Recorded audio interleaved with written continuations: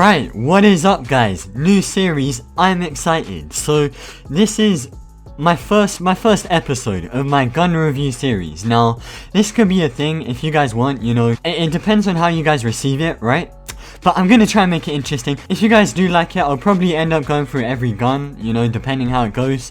But it's all up to you, so I'm going to try and make this good. The plan is I'm going to switch it up a bit, so it's not like all the same thing every single time, because that's like, you know, that's a lot of similar videos. But hopefully, the plan is you guys absolutely love this, and, you know, we get stuff done. So in this, I'm going to try and be fairly detailed, but you've got to bear in mind that I don't use a lot of these guns like regularly, you know, obviously I'm a sniper, I focus on snipers, but I do use them, so it's all good. I'm just no master at a lot of these weapons. Also, I'm no expert on like actual guns or anything like that, so I don't know if any of you guys will be expecting that, but I'm not. Just keep that in your head. And thirdly, this is just my experience of the guns and how they work for me, you know.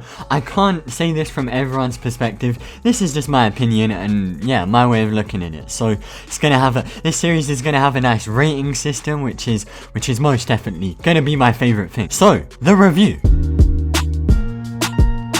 So right here, we've got the AK47. This is gonna be the first gun I review in this series, because this is just the gun you think of when you think of a gun. At least to me, either that or like, you know, the MP5, the M4A1. The AK is just the generic gun. It's just that gun. As you can see, you unlock it at rank 47. This is a gun I don't use too much, but I have used quite a bit. I've got 393 kills with it. I thought this would be a good starting point for this series. Now you can just... I know you guys have probably already seen this gun, but here's what it looks like without the camo. Very nice, pretty slick, just classic gun. So I'm going to start off quickly trying to go through some of the stats to this gun. So first of all, as you can see, the damage is fairly high.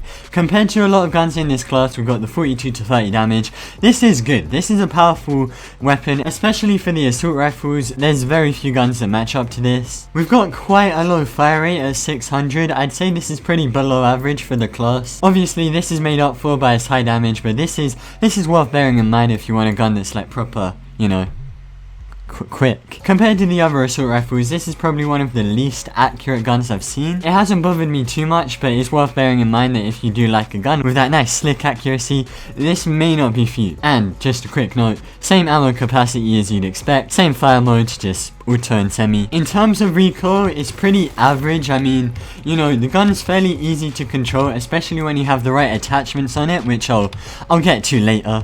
But the recoil is alright. It's slightly shaky, which I find a bit annoying, but generally, that's only with iron sight, and once you've got a sight on it, it is really nice to use. It's also very good for staying in the same place. I mean, as you can see here, you're not going to have too much trouble with it, like veering off, and that makes it very easy to use once you get the hang of it.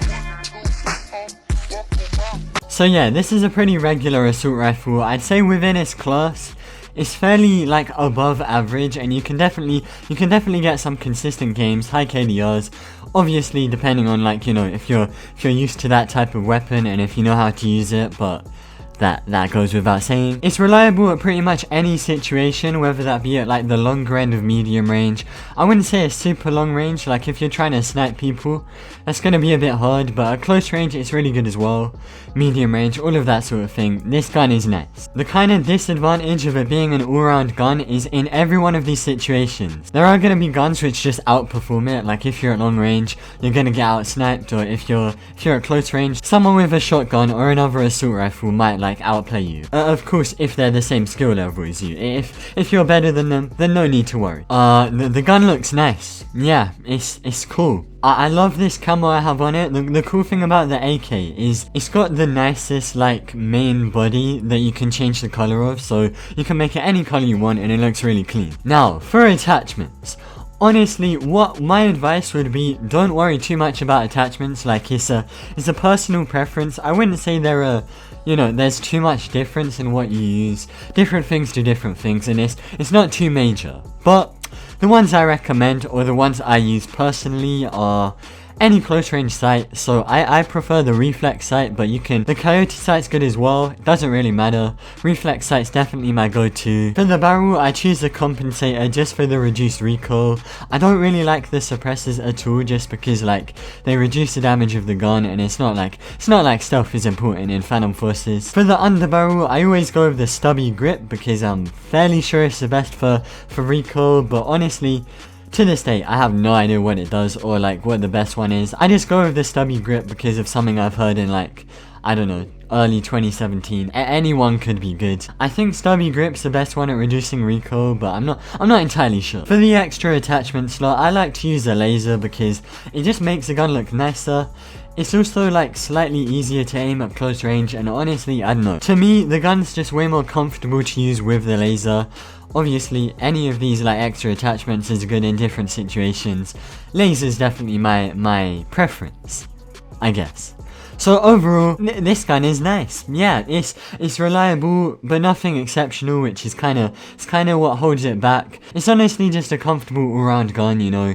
You can take it basically anywhere, but it's not gonna super outperform in a lot of situations. So yeah, it's pretty good. For this gun, for the AK47, I'm gonna give it a final score of 7 out of 10. Thanks for watching. I wonder if the world gonna see is it's just... So, that was my first gun review. I hope you guys enjoyed that. If you have any criticism or any like feedback you want to give me on how I could make these better or what I could do differently, just, you know, let me know. I'd be open to that. Just leave a comment, and also, be sure to share any thoughts you have on the gun, or, you know, you could rate it if you want. But yeah, any of your opinions, just leave them in the comments, and that's it. Thank you for watching. If you enjoyed the video, be sure to leave a like, and if you're new, be sure to hit the subscribe button, and I'm out, guys.